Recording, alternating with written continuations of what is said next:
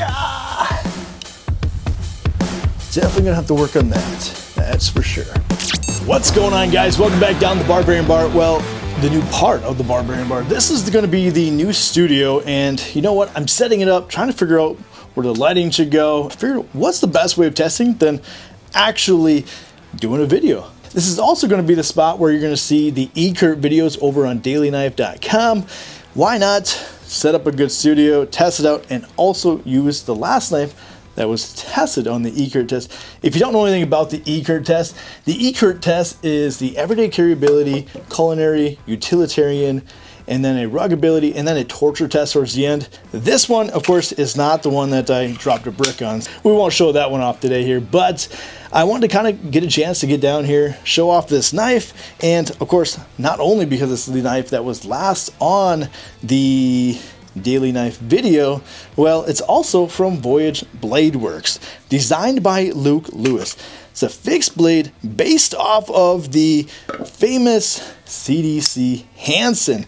It's a fixed blade version of the knife, and boy, do I like it. I always thought that the CDC Hansen was a great knife. I thought it was perfect size and hand. You know, it's a knife that I think everybody should get their hands on. And I'm not trying to be biased about it. I think it is absolutely a great knife. Well, why not turn a already great knife bestseller into a fixed blade? So here it is, the Outland. This is a USA made knife by Voyage BladeWorks, aluminum handles with D2 steel, and it's a really good size chunk of D2 steel. I am honestly loving it. You're looking at an overall length of 7.05 inches. The cutting edge of the blade is 2.87 inches, and you're looking at the blade thickness. The blade thickness is 0.16 inches. The blade height there is 0.89 inches. And of course, we talked about it being D2. I think D2 is a great blade steel. I'm a huge fan of D2. I used to enjoy it quite a bit, and it kind of went away, and then 14C kind of came back. I'm hoping that this comes back out more often. I don't know why. Something about D2, it's a steel that I've always kind of gravitated to. Under $100 knife, just so you know. The handle, where you feel it in hand, it's almost identical. Of course, it's a little different because the Hansen's a little more flat, but as far as like the ergonomics, it feels just like it. Of course, this part here is not a flipper tab.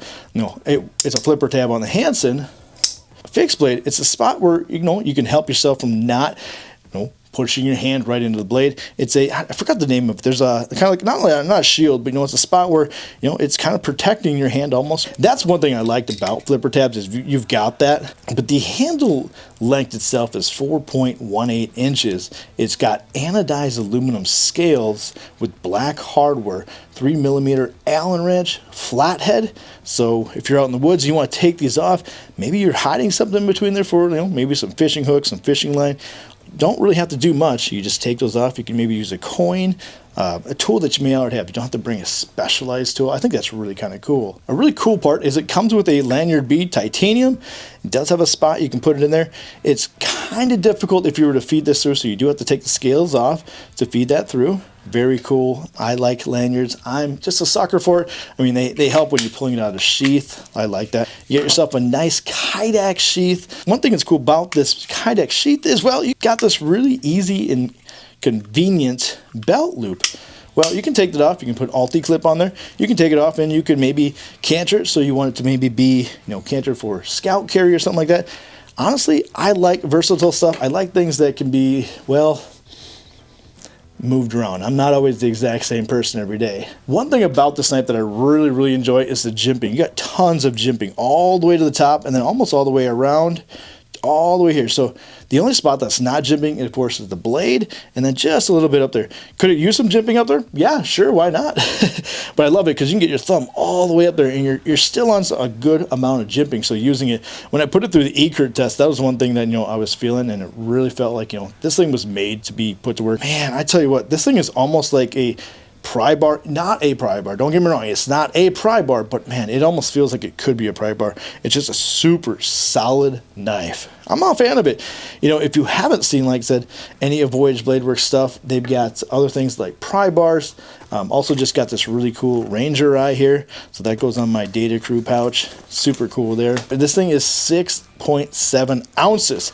A little bit heft, but not too bad, because like I said, that's what makes it feel like a pry bar. This thing, I just feel like I could take this thing out, pummel on things, really get into some aggressive work. I'm not gonna lie, I'm a fan of this knife. It's pretty dang good, and I'm gonna be carrying it quite a bit. So be on the lookout on Instagram. You'll probably see pictures of it. Like I said, I was pretty excited to get a video on it. So Voyage BladeWorks, check them out here.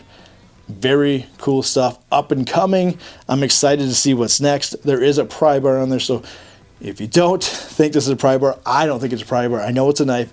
It does knife things. You can get yourself a pry bar on there. Black titanium, black micarta. Speaking to me, definitely a nice tool as well. This thing is cool. I'm excited to, like I said, see what they're coming up with next.